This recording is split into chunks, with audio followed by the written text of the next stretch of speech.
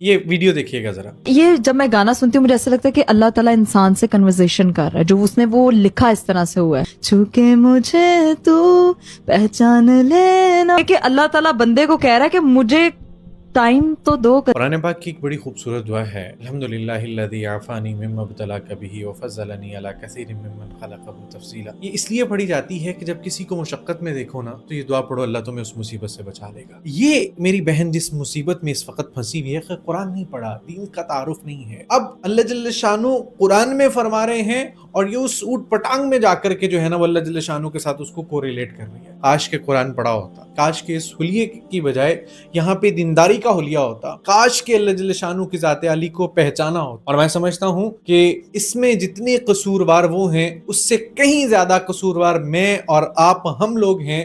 اس طرح کے جو 2 ٹکے کے ولاگرز آ کے بیٹھ کر کے ہماری نسل پہ جو امپریشن دے رہے ہیں، اگر ان کو لگام نہ ڈالی گئی تو سوچئے بیٹھ کر کے کہ کل آپ کی نسل کے ساتھ آگے کیا ہونے والا ہے.